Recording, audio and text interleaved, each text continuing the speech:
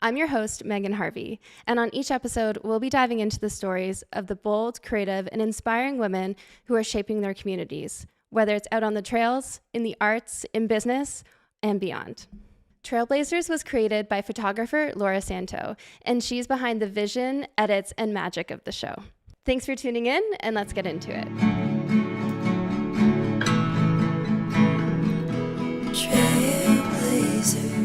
Today we're chatting with Colleen Gentemann. Colleen, thanks so much for being here. Thank you for having me. Yeah. Colleen is a filmmaker and she works on all aspects of her projects from producing, editing, directing, and writing. She wears many hats and I think that she's best known for carving out a niche in the outdoor adventure film environment that is well known for being male dominated. And in 2017, she started collaborating with Katie Burrell and made a few short films and then even led to creating a feature-length film called Weak Layers. So welcome so much, Colleen. Thanks for being here. Thank you. Yeah. Thanks for having me. I'm honored to be here. Lovely. So we're going to start with some warm-up questions. So they're kind of more fun and chill. So you have a furry little son. Do you want to talk about your furry little... Did you all hear Laura laughing behind the camera? You can tell who wrote this question. Yeah. I do love my cat. Yeah. His name's Herbert. So sweet. Yeah. He's the love of my life. No, I don't know what to say. How long have you had him for?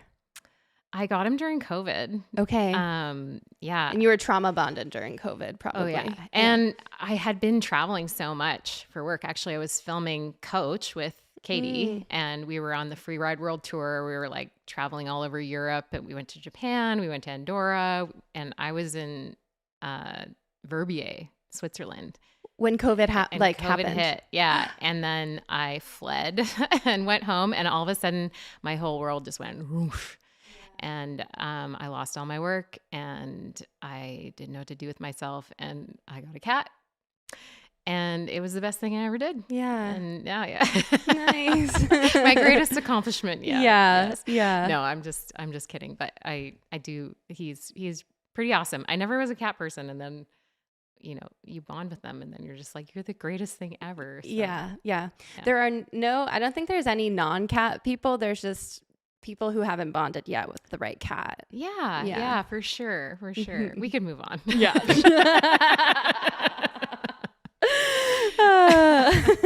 This is a cat podcast. Okay. What is the most ridiculous shot that you've tried to get and did it work? And if it didn't, what happened? Most ridiculous shot. Oh God, I don't know. I can't really think of that off the top of my head, to be honest. Yeah, that's fair. Oh, and Weak Layers? Oh, yeah, that was cool. Actually, that we like kind of pivoted on the spot there. So, when we were filming Weak Layers, we had this whole party scene. It opens the film. It's kind of this fun montage. And we had something else planned for that montage, but we were shooting the party and I had the DVX camera, which is this camcorder, old school camcorder. Oh, like that's Cleo's camera in the film. And so all the stuff that you see in the film, I shot on the DVX. Oh, cool. So there's her film, The Nobodies, like I got to shoot most of that stuff. And we had a DP, Ryan DeFranco, who shot the movie. And I was playing a producer role, but I did get to shoot all the DVX footage, which was really fun and cool. So we're shooting this party and it's just epic. We had this house that we could destroy basically. And we were kind of last minute, like, we should bring the DVX and shoot this on the DVX. And then it ended up being the opening sequence of the movie, which is so cool. So Wow. I kind of have this cool moment that I got to shoot in the movie. And I just ripped around while Ryan DeFranco was setting up these more kind of narrative scripted shots. I was telling people to like I don't know, it's just getting them to all just like Dance on the rage and table party, or- and just kind of like prompting them to look like they were at a party. Actually, they were kind of partying. But we're not supposed to say that. Oh, that's so fun. Does Yeah, that happen it's a lot in filmmaking where, you just kind of shoot something that you don't know if it's going to work and then it ends up being a key part of the film?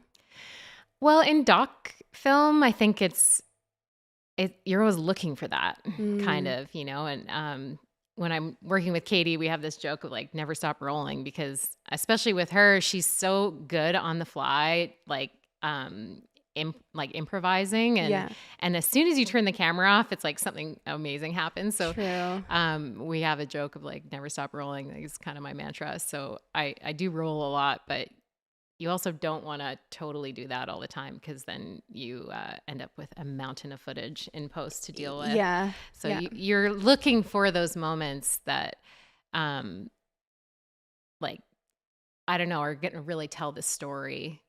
And I took this like filmmaking course a bunch of years ago, and I had this Russian documentary filmmaker mentor, and her words always sit with me, and she would say, just don't be lazy. And it's like, that's it. Like, just don't be lazy. Like, you see something, like, go for it. Like, shoot it. Get the camera out. Like, roll. oh, well, like, to get that, I have to hike up this hill and right. Yeah. Or like, you Or have to stay put an in that extra extra effort, or like you're tired because you've been shooting all day, but then the light's epic, and it's like, get the sunset, like do something like in the sunset, like, I don't know. It's, don't be lazy. Don't be lazy. That's I my love terrible that. Russian accent, but it's in my head. That's great. Okay. Well, speaking of being on set, what is a secret talent that you think that you have, or like a secret superpower that you have on set that you might not get credit for, or like not credit for, but people don't really know about?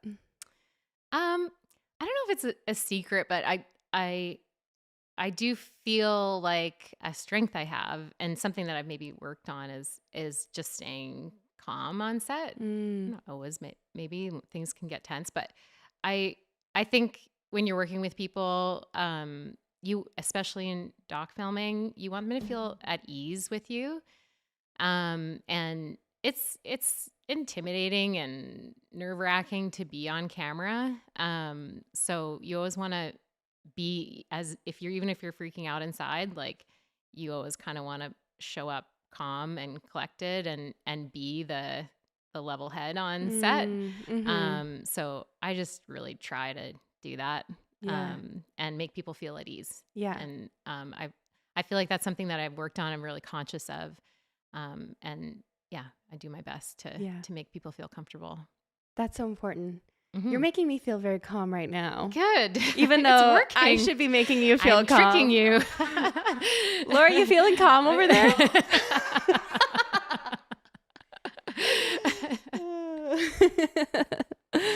Okay, great. Well, thanks for humoring those very silly questions. Well, we got some good material out of those ones. Yeah. So, great. Well, I kind of want to roll it back a little bit and kind of ask you, what's your background? How did you come to live in Revelstoke, or live out west? Are you originally from BC? What's your story? My backstory? Yeah. What's Colleen lore? I'm from Ontario, like a lot of people from BC. Same. I grew up just north of Toronto. My parents both immigrated from Europe, so I'm first generation Canadian. And I mean, I had a great life in Ontario, but I think I always kind of was seeking adventure, and I've always been into sports, and always loved being outside and camping and exploring. And I started whitewater rafting. I was a whitewater raft guide. Oh, cool. On the Ottawa River. And that's where I met like a lot of people that kind of were doing the seasonal thing. So I was still in school, but my friends that I worked with on the river would guide on the Ottawa River in the summer, and then they would come out west in the winter. And I was like, oh, that seems pretty cool. You're like, wait, this is a lifestyle? Yeah. Well, This- I was like, yeah. I know I at that time, my 20s, I kind of just was looking, one season ahead, and I was like, well, this is fun right now. And I think I've always just kind of followed the fun, much to my parents' chagrin. They're just like, when are you going to get serious about life? Your parents and my parents should hang out. Right. Yeah. They've come around. They're Yeah. like, we're actually kind of proud of you for, setting your life up the way that you want to. So, Yeah. so finally, but, I've made them proud, but, so I moved out west, had a boyfriend. He would come to Fernie for the winter. So I moved out west with him. And he was a photographer. So he kind of got me into shooting photos. And he had like a contract at the ski hill in Fernie. And if I worked with him, I could get a pass. So I wasn't a photographer. I didn't know how to use the camera. But if I did this thing, then I could get a ski hill pass, and I didn't have any money. So I was like, okay. So that's how I started in photography. So it was weird for me to identify as a photographer for a long time, because I wasn't like, I want to be a photographer. I was kind of like, oh, I can do my sports and make some money. And so that's how I kind of started. And then there is a couple cat ski operations in Fernie. One of them is Fernie Wilderness Adventure. And a friend of mine was doing the photo program up there, and she was having kids and needed help. And so she brought me on after I had worked a few years learning how to shoot. And then I started to like it. And so, and then I started doing cat ski photography at Fernie Wilderness. And then I ended up at Monashee Powder Snowcats, kind of near Vernon, in the Monashees, just south of Revelstoke here. And I went up there to shoot media for them, just for their website and that kind of thing. I ended up getting this gig. And then they just really liked me, and they liked my photos, and they wanted to start a photo program there. So they offered me the gig, basically, to have the contract to shoot photos at Monashee Powder. Wow. And then that's how I kind of got connected to Revelstoke and ended up making the move out here. There's a whole bunch of stuff that happened in between, but ultimately, long story short, that's kind of what brought me into Revelstoke. Wow. Yeah. So you went from coming out west to enjoy the sports that you can do out here, like skiing, and then you're like, okay, how do I make this happen? How do I afford my ski pass? I can take photos, and then it's literally just snowballed from there. Yeah. That's so cool. Yeah. And in the summertime in Fernie, I ended up working for the rafting company there on the Elk River. And I was I was a raft guide on the Ottawa, and I learned to kayak. Yeah. So at the time I was really into kayaking. And so I would kayak with the raft trips and get ahead of the boats and jump out on the rocks and take photos. So I worked for Canyon Raft for like 9 years. And, and it was always like, working in these places, I got to work with the coolest people. I got to do the sports that I loved every day. And I just kind of kept doing it because it was just fun. Yeah. And I can't say that I was so driven by the passion of photography. I was more driven by the passion of sport. Yeah. So I think that's kind of led me a lot in my life. That and you learned, obviously, like, by being on the job. Did you have a lot of mentors or people, like coworkers, that were quite open to teaching you, like, hey, this is how we get the shot? Or were you flying by the seat of your pants at the beginning, just figuring it out? I wish I could say that I had mentors. I really didn't. I had to figure out a lot on my own. And I feel like I had a lot of cheerleaders, a lot of people that were like, it's so cool what you're doing, like, just keep going, but I was a lot of self-directed learning for sure. I would say the first kind of mentor that I came across, I was working in Calgary a bit, and I met this couple they were so awesome, and they were like trying to employ the homeless, and they had this like social enterprise they were working on, and I made a film about them. And through that project, they introduced me to Chris Petrie from Meta Productions out of Calgary. Not anything to do with Facebook, but okay. They were Meta before Facebook became Meta. Anyway, yeah, I met Chris. He's a director, and he's been a mentor to me for years and has given me work. And I've worked with him on some projects that I've pulled him into and stuff. And so, yeah, he's probably the best mentor that I've really had, and someone who has I've been able to bounce off of and get advice from. And so there's such value in that.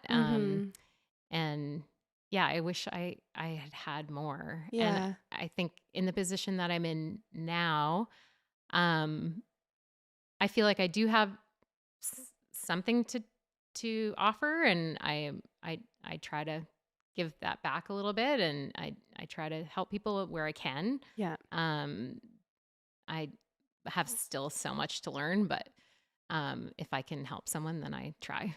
Yeah. Because I feel like I could have used that. Yeah, definitely. Yeah. You're so humble. I feel like you have a lot to give. Like you have a lot to offer people, you know, more than you think. But yeah, I think that is a problem that a lot of women face, of like, well, I'm not like an expert, or I don't have a PhD in XYZ, so I can't teach anyone anything. But I feel like you have so much life experience and career experience to share it. So yeah, I've done some stuff for sure. You've done just a couple things, you know.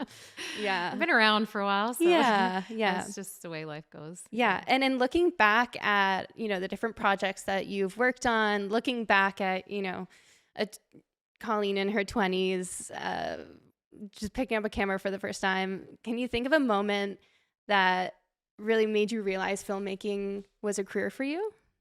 For a long time, I was really exploring making videos and just like making brand videos, working with athletes, like making shorts, and I really wanted to make films. And I think the opportunity kind of came up with StoryHive, actually. I saw this like, oh, I can apply for this grant and try to make something, because I was trying to make all this stuff, and I was like trading people for like t-shirts and pottery, and I just like couldn't get paid to do it. There was so much time that I put into just filming with people or filming with athletes and not getting paid, just because I just wanted to film and try to learn how to edit and all that stuff. So StoryHive was coming out with these grants, and I applied for one, didn't get it.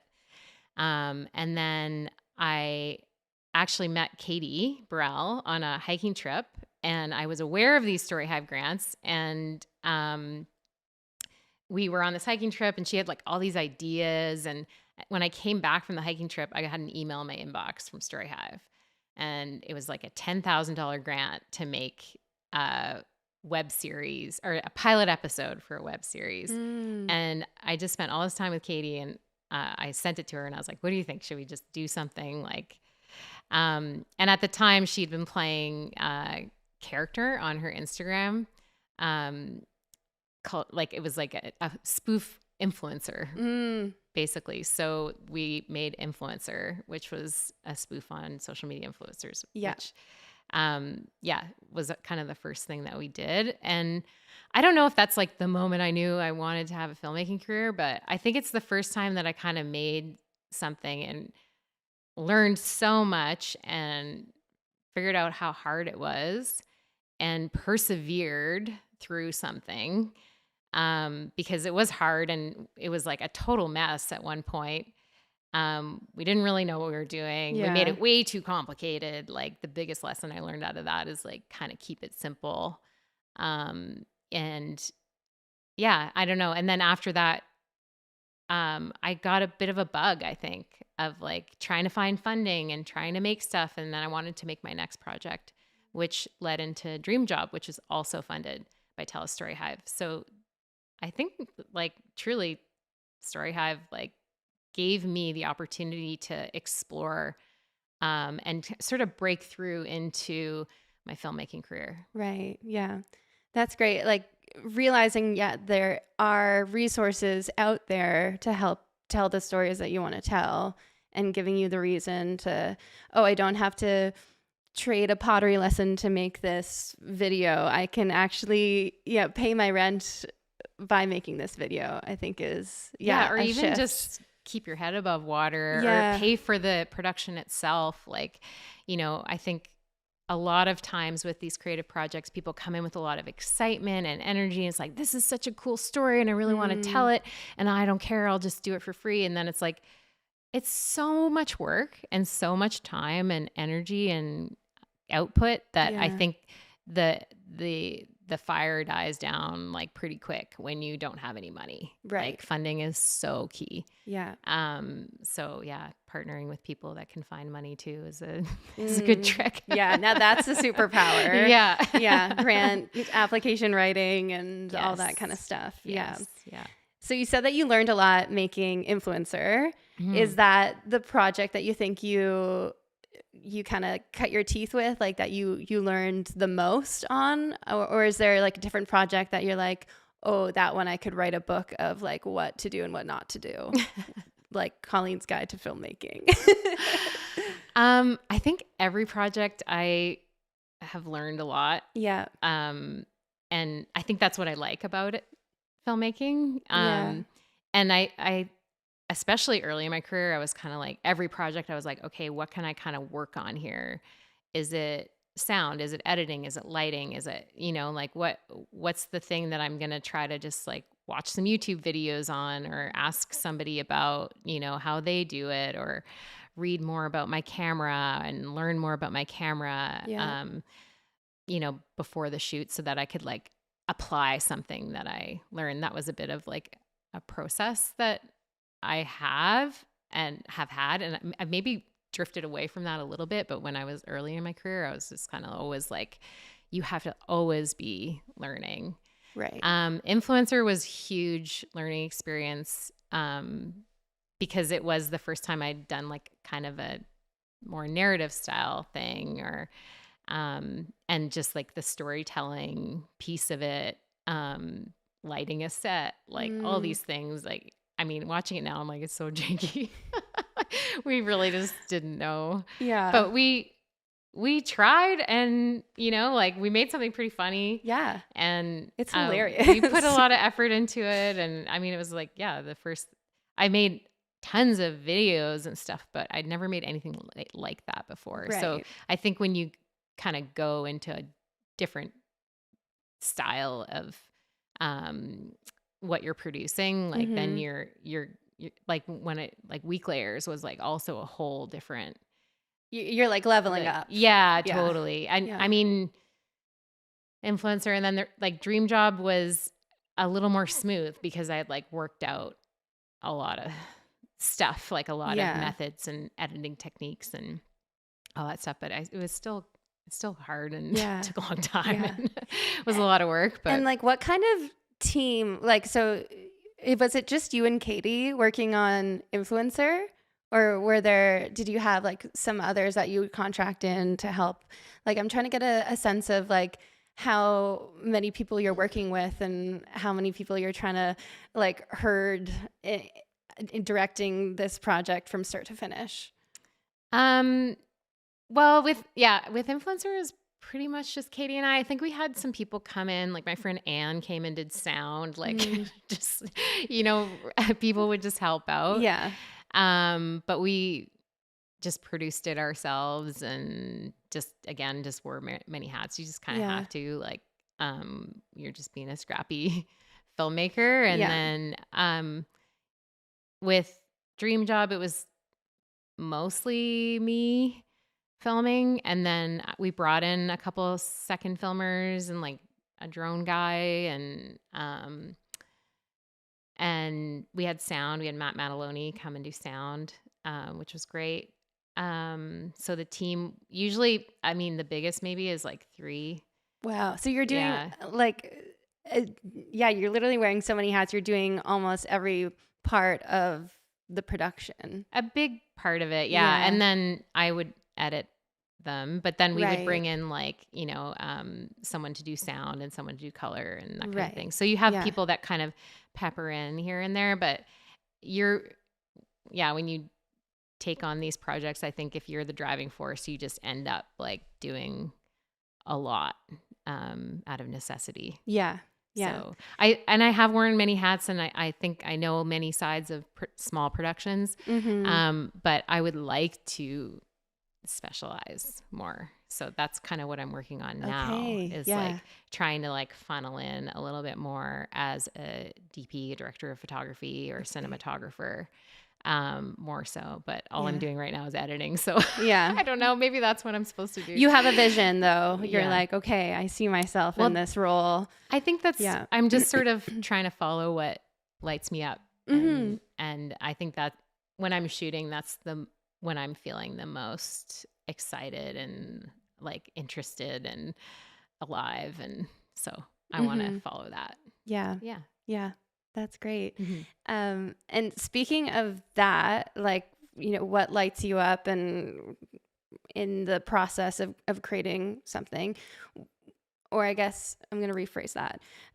What does your creative process look like from, okay, I have an idea, or me and someone else have an idea to film X. How do you get that from, a text message or an email in your inbox to final cut, putting it out into the world? I know it's a kind of a big question, but what does that look like? That is a big question. I know. How much so time do we have? You're actually doing a TED Talk on how to create a film.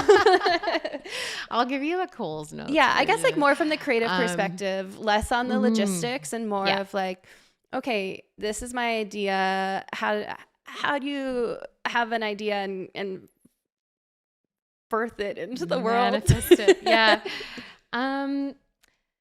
Well, first you gotta find money. No, I think I say money first, but I like to actually ignore the money at first, because I think money can just immediately put you in a box and put all these confines around your ideas and what you want to do, which is something I've kind of learned about just creativity. So I like to just like, don't think about the budget. Like, what would you do? What would we do? What would we create if money wasn't an issue, like, and anything was possible? And then I like to just kind of start there and go really big and like think big, think sky's the limit. Yeah. And then from there you can kind of take the things that you can actually pull off and make it a little bit more realistic. So I guess, I would start with just kind of big, broad brainstorm.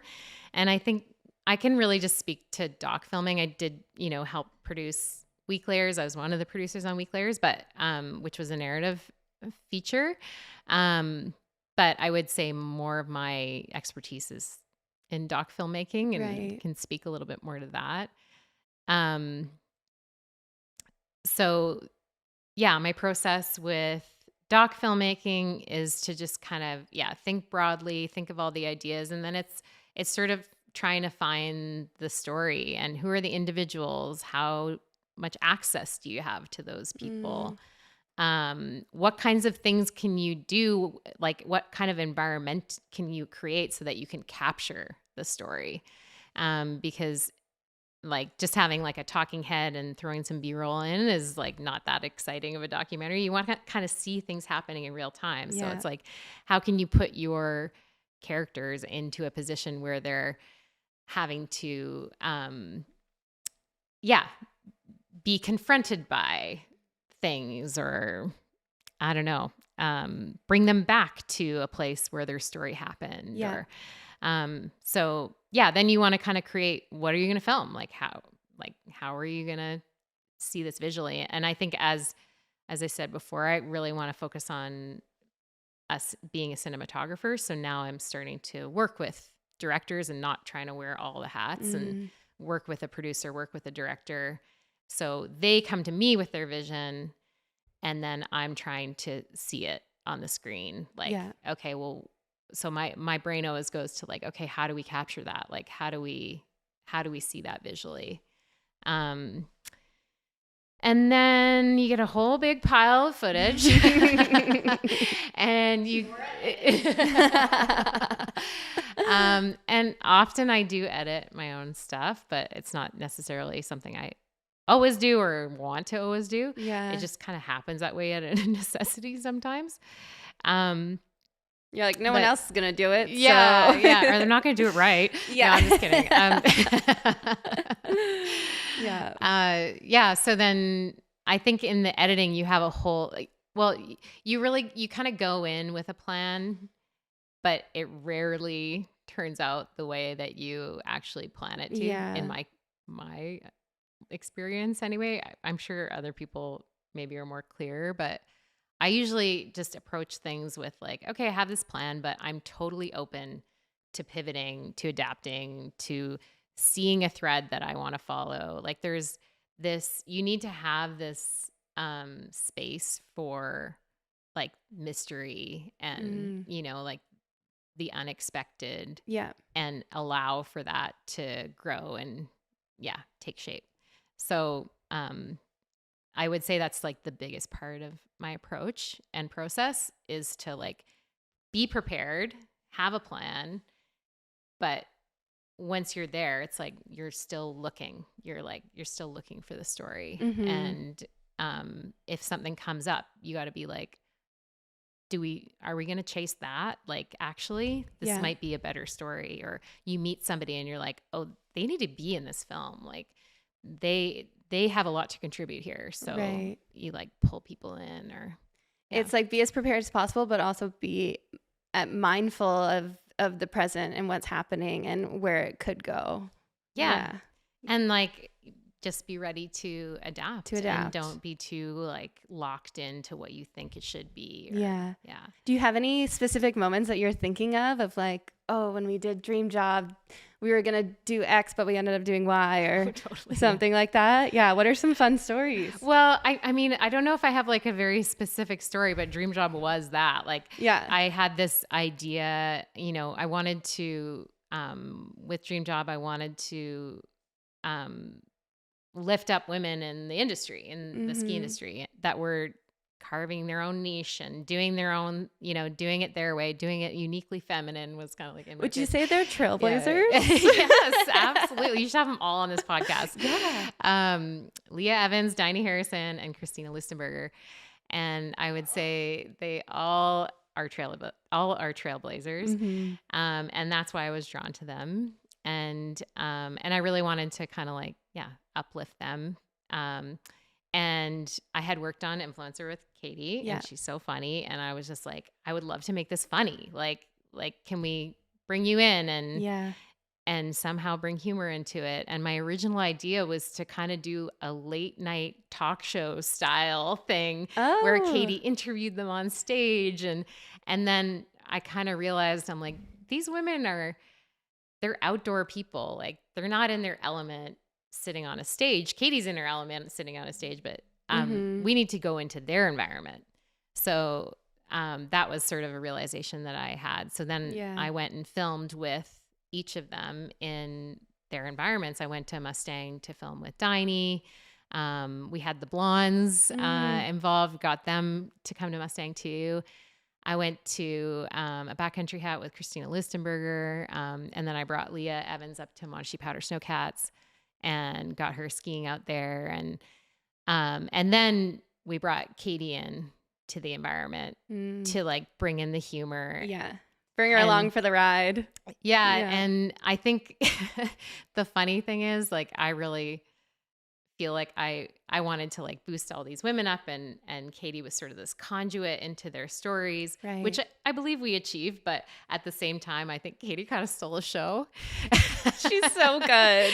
And I've actually heard people say like, I don't even remember the other women in the film because Katie she's so funny and like she's so magnetic. And So anyway, it's just that's her realm is like, she's a charismatic, like she's a performer. So yes, it's kind of great. The performer stole the show, you know, in that sense. Yeah. But it lifted made waves. everyone else. Yeah, it made waves in the industry. It was different. Yeah.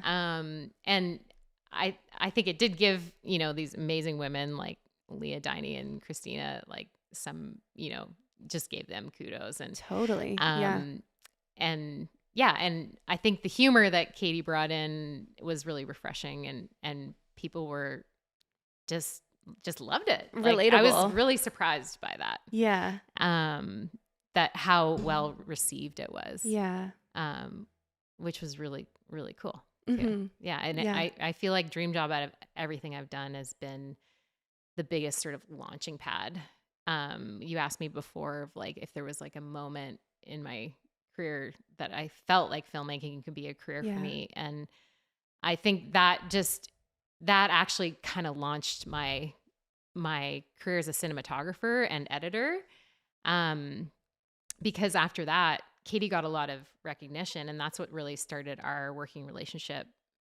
You know, there was like COVID and weird gaps and whatever, but like eventually she sort of carved a niche in the outdoor industry as an entertainer and comedian in the outdoor industry. And we got all these kind of like influencing deals and work through that. So that was what the kept money that lights you on. need to continue to make these stories and get everything out there. Like it's almost like a positive feedback loop. Like once you kind of launch into the stratosphere, and then you're like, okay, now our names are out there.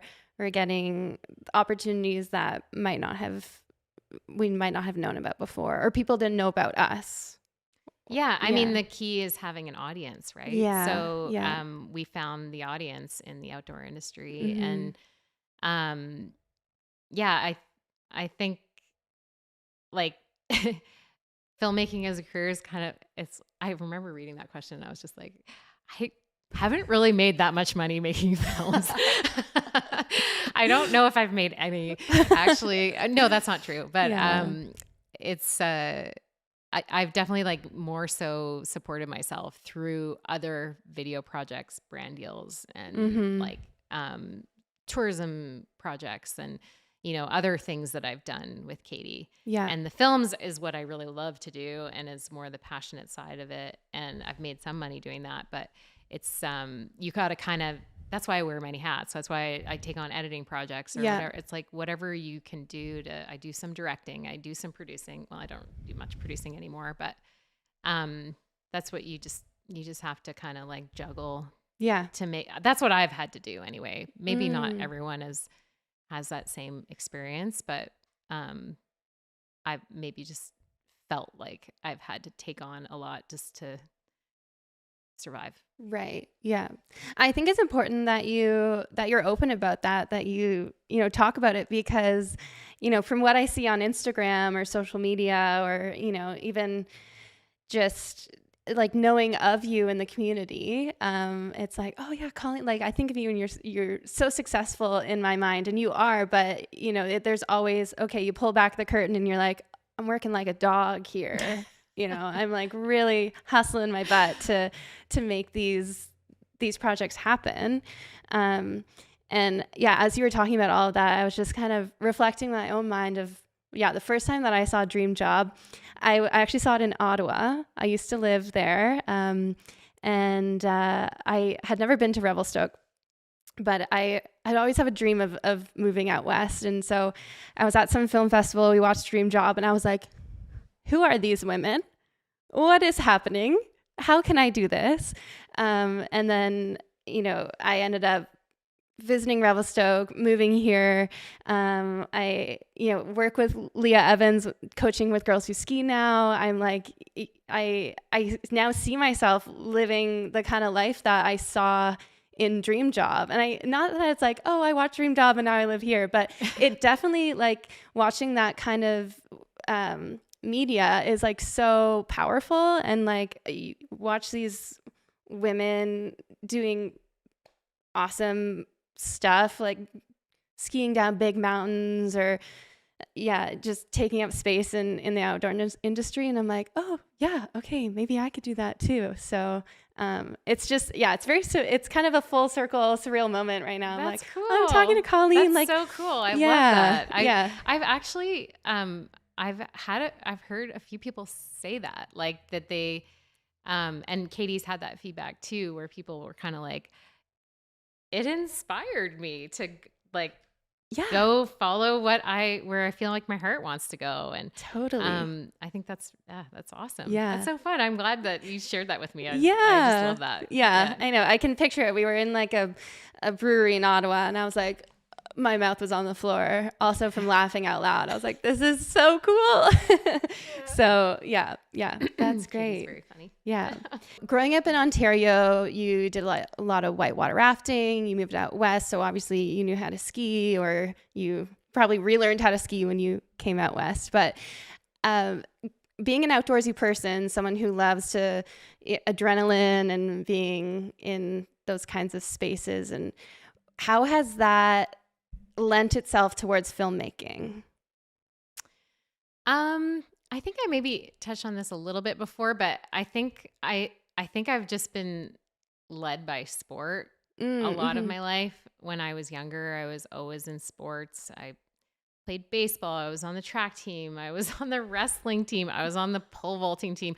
I was always doing the male-dominated sports that girls weren't supposed to do. Yeah. I wanted to be on the football team, but they wouldn't let me. Oh, you're like the one girl on the football team. Yeah. The guy was like, you're crazy. These guys are 200 pounds and they're going to crush you. I'm like, yeah, I don't want to do that. Oh my gosh, no. But I don't know. Sorry, what was the question? Yeah, it was how has your passion or your pursuit of sport lent itself to filmmaking? Okay.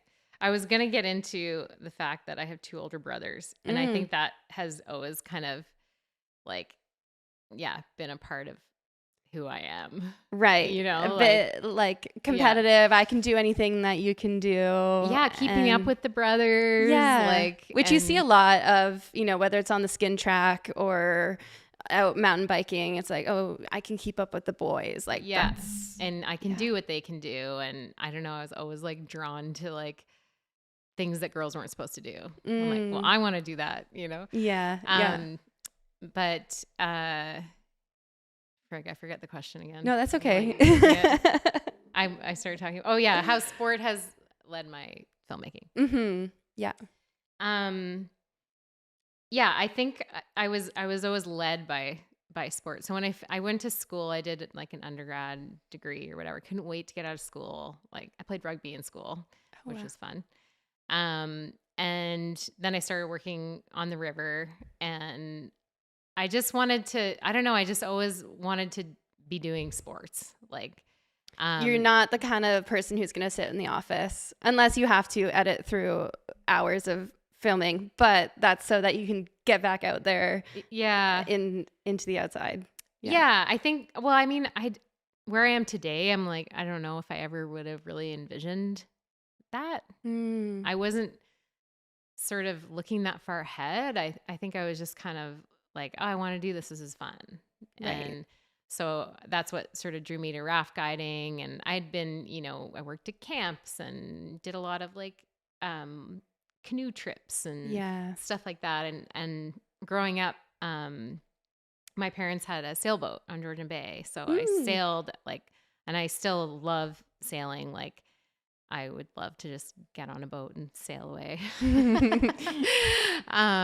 But yeah, that's not really my reality in Revelstoke. Yeah. But and then my dad always really encouraged that too. My dad's super sporty. He's turning 80 this year. Oh, wow. And he still plays tennis and he still works out, and he always kind of instilled that in me and encouraged it. Got us skiing, took us sailing, took us outside. He's always been kind of just an adventurous and sporty guy. And he always loved that I was sporty too. And And my mom too, she always drove me to practice and really encouraged it. So I think that encouragement really nurtured my love for sport. And then I think just with photography, I kind of, it was the sport first. And it's been really natural of like, okay, I want to be able to ski. How can I do that? Pick up a camera. Let's keep up with the boys and shoot some awesome content. Yes. That I can then pay for my ski pass. Yeah. In the beginning, it was very much keep up with the boys. And then I started working with women. And what was that like? That like shift? Yeah. I think like I've worked with Leah Evans for a lot of years. She might have been actually one of the first female athletes skiers that I think she was actually. And we've been working together ever since. We still work together. And she's amazing. Like I love her. And she's just such a cheerleader too. So I think a lot of people around me saw what I was doing and trying to do, and they were just kind of like, yeah, go for it. Like you should do this, you know? And she was one of those people for sure. And she gave me opportunities and just really encouraged me. And then Sandra Landsteiner is another female athlete. She's out of Germany, and she would come over to Canada and bring women, and she had her own film festival, and she would make films, and she brought me into a bunch of films as well. And working with her and Janina Kuzma and Evelyn Nelson, and I just loved working with them. I'd worked with men, and they're kind of aggro, and they want to do all this crazy stuff that stressed me out, and I don't know. And with the women, it was more playful and fun and supportive. Yeah, they were all just encouraging each other and still like dropping big cliffs and like doing gnarly stuff and skiing gnarly lines. But the vibe was just different. And I really liked that. And I felt more belonging in that space. And then from there, I was just kind of like, I want to boost these women. Like, and you know, they're not getting the budgets and the money and the brand deals that men were getting. Right. So I just always felt like, this is where I want to put my energy. Yeah. And I felt like I got that back from them too. They were like, we want to work with you. Like, it's so cool to work with a female filmmaker. We're always working with guys. Like, probably felt so much more comfortable, or your calm demeanor. We probably just were like, this feels so much better to be in your presence than maybe some of those more stereotypical, like aggro male filmmakers. Yeah. Sure. Women are way better at doing stuff. No, I've worked with lots of awesome male filmmakers, and I've learned a lot from them. And, you know, I think I really like a mixed team. Like, I love working with women, but when I get the chance to work with women and men and on a team, and I feel like that's the best, because you're balancing energies. Like, everyone brings something different, and different life experiences and diverse voices like create a better product in the end. I think so.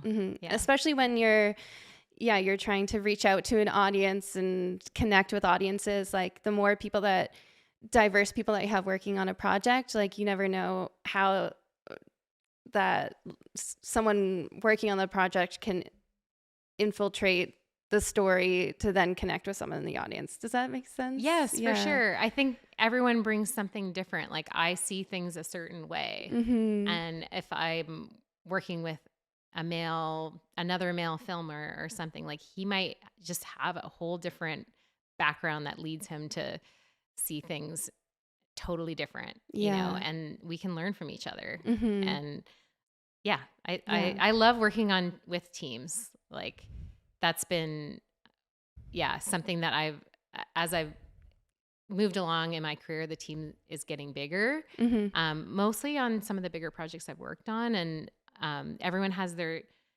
when you get into more higher level productions, like, everyone has their expertise and they're very specific, and you're not just like running around trying to do everything. You're like, oh, you got that. Like, you're the lighting guy. You're the sound guy. Yeah. You're the, you know, like the camera girl. You're the producer. You know, it's, So. Even it's less of the scrappy, like, we got to do everything ourselves. You start to work with more people who are experts in their own fields. Yes. And it makes me want to be an expert in my field. I'm inspired by that. Yeah, definitely. speaking about your experience working with lots of different people and how different voices lead to different impacts on a project, what's your approach in casting or creating a team for something that you're working on?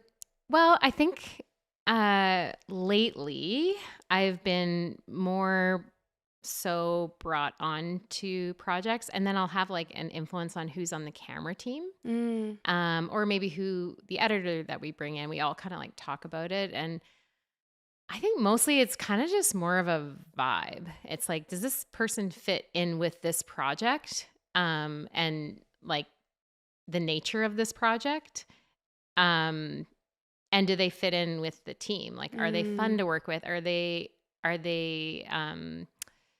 motivated? Are they like, do they work hard?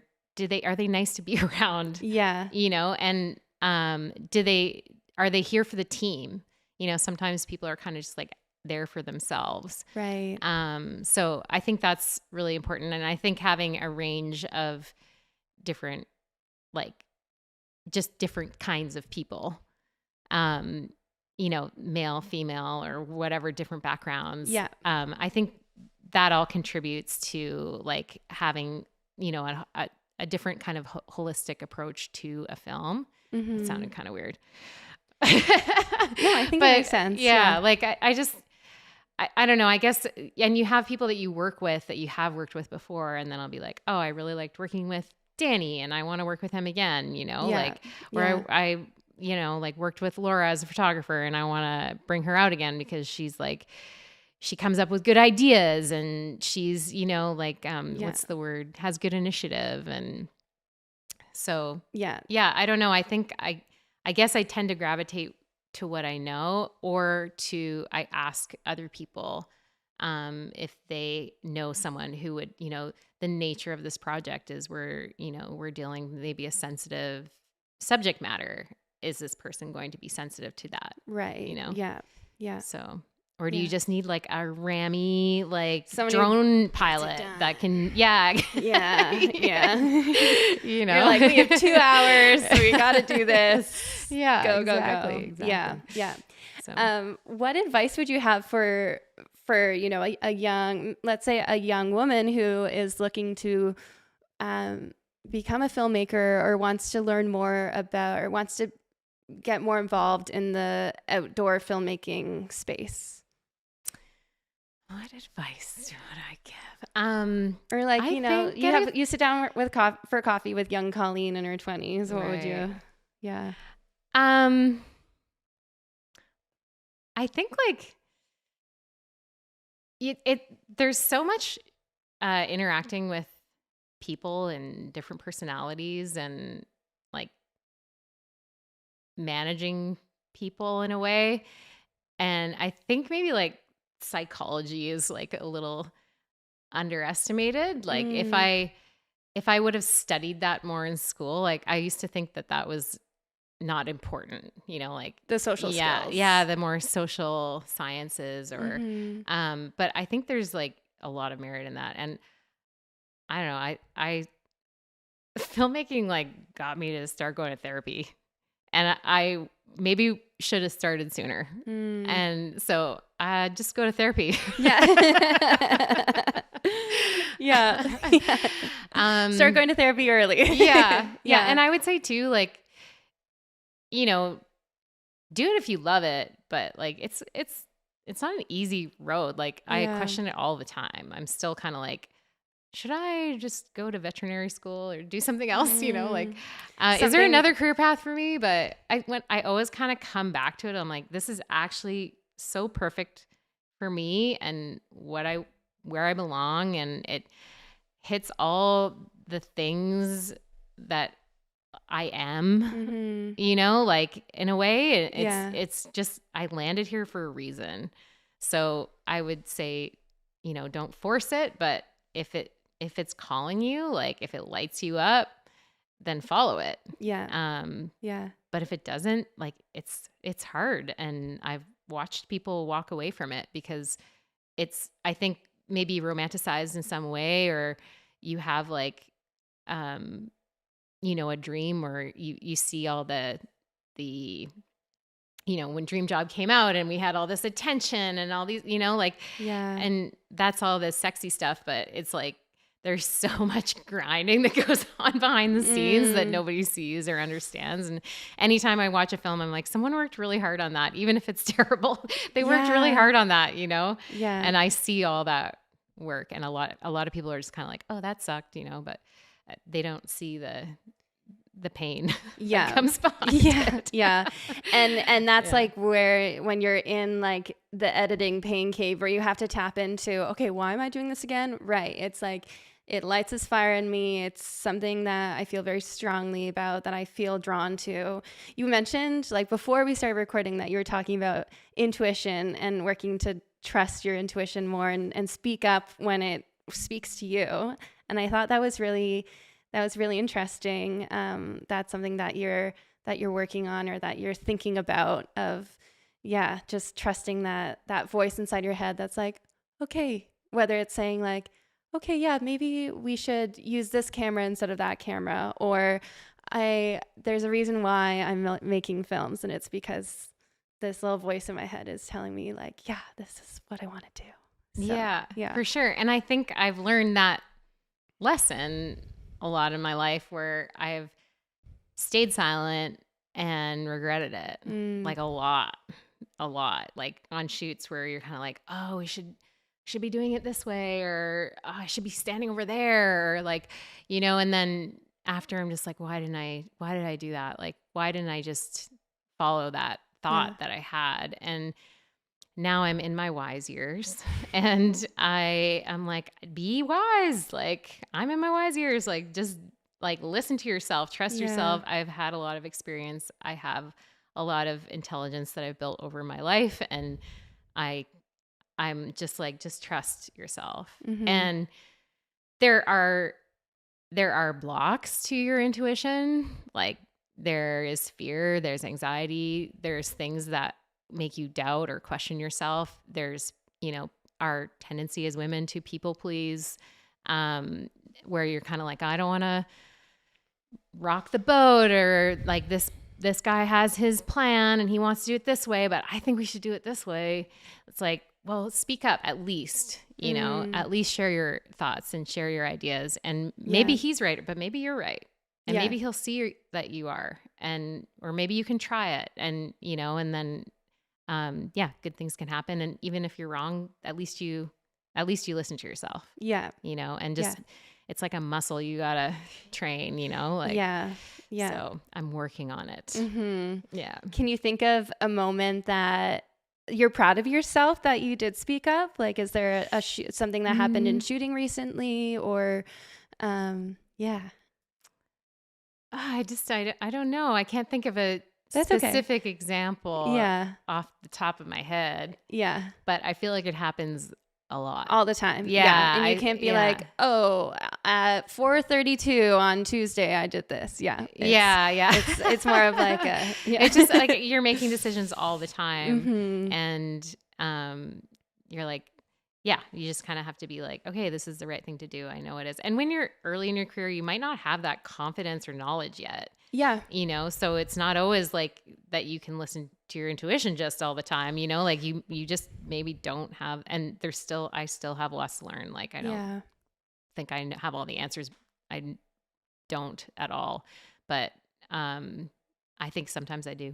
Yeah. I think I know what to do sometimes. Smart, so I think you know what to do a lot of the times. Right. Yeah. Oh, I love that answer. That was really good. Yeah. Okay. We're going to wrap it up. All right. Yeah. In 3, 2. Dropping it. Yeah. It's dropping. Yeah.